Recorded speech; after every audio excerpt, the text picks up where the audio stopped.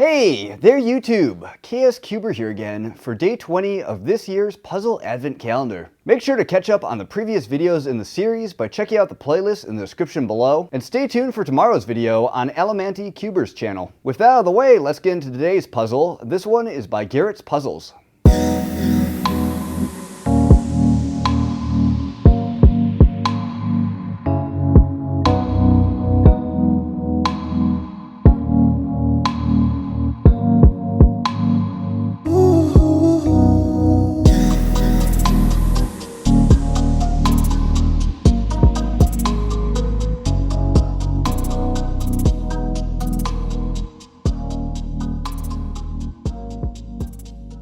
Okay, with that quick intro out of the way, here is the puzzle for today from Garrett's Puzzles.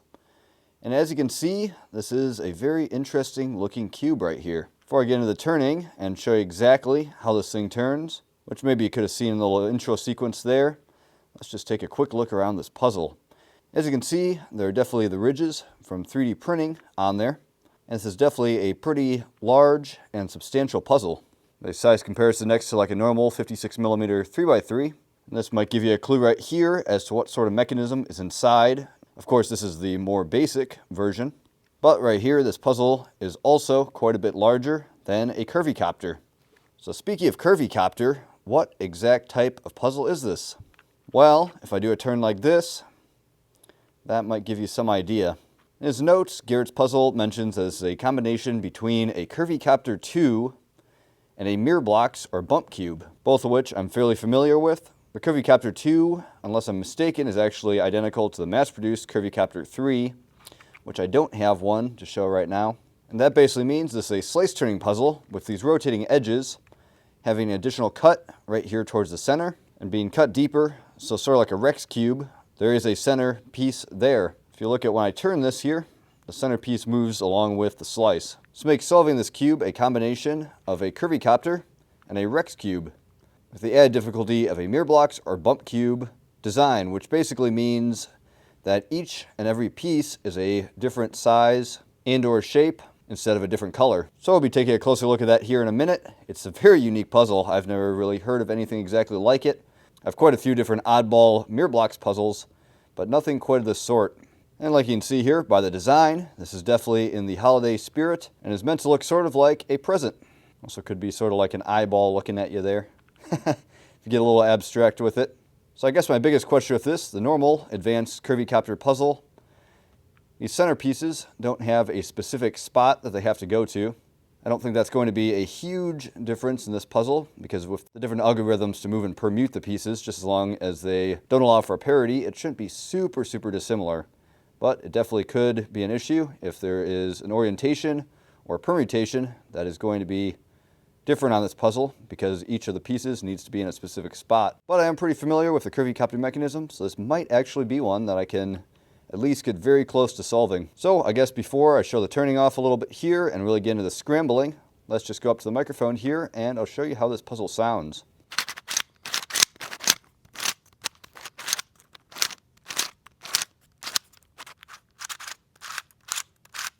I'm definitely not an expert in 3D printing, but it's definitely that sort of thicker, kind of denser plastic feel and sound that I've come to expect with certain puzzles. And the whole puzzle is pretty substantial in weight and turns really excellently. Garrett mentioned in his document that this may need to be broken in a little bit, and that may be true, but the turning is actually really good on it. I'm just curious here, I noticed this slice here, you can actually see just how minor the offset can be. And then there's some other slices.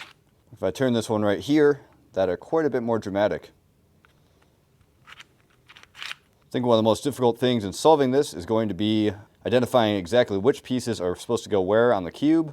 That could be quite a challenge and take quite a bit. I'll have to decide if before I scramble this up, if I'm going to try and figure out the original locations and sizes of the pieces.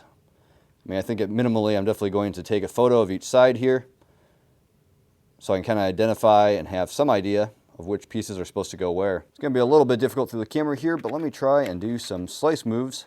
Of course, this puzzle also involves jumbling, just like the original curvy copter. But as you can see, it is going to become quite a mess when I scramble it here. Just because of the large offsets on the pieces. I don't know if I turn that back to how it's supposed to be there. And it goes back to this sort of nice pillowed shape. There's just a little bit of a radius to it there. And with the Curvy Copter 2 or 3, I should probably decide what I'm going to call it here. There should be an additional cut here that I can make that you can't make on a normal Curvy Copter. So let me try and figure that one out. Oh yeah, and that would be this one right here, where you can take a slightly bigger slice with your slice. This is going to be interesting.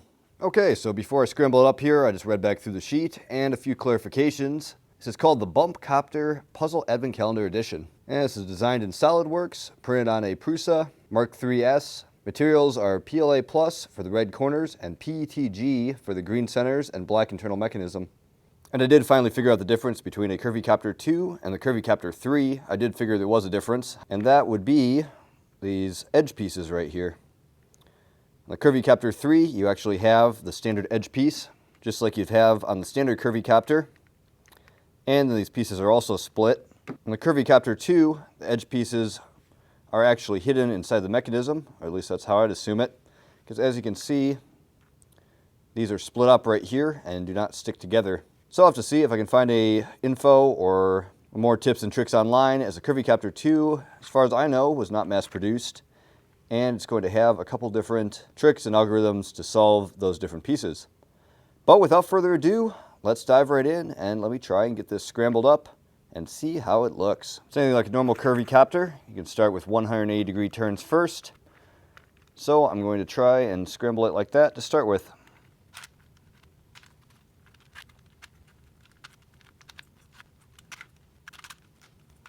Even just with some basic turns there, this is already starting to look like a very interesting scramble. This is going to become a mess real quick, especially if you start introducing jumbling moves to it, which I showed a little bit earlier, but a jumbling move would be when you offset a certain angle like that, then you can turn pieces out of their orbit. And if you turn enough pieces 90 degrees without completely locking up the cube, that'll add some additional complexity and having to move pieces back into the correct orbit before you can complete the solve. Okay, and there you go. As you can see, that's a completed scramble of this puzzle without doing any of the jumbling moves, at least I hope not. Because I think I'm going to just try and solve it without jumbling and just kind of see how difficult that's going to be.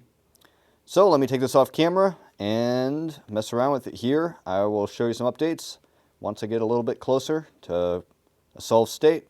Okay, so here you go. I've been messing around with this cube for a little bit, and this is not obviously the correct solving method on this, because generally on a Curvy Copter cube, you would figure out where your centers are and start a face with the edges in the correct place.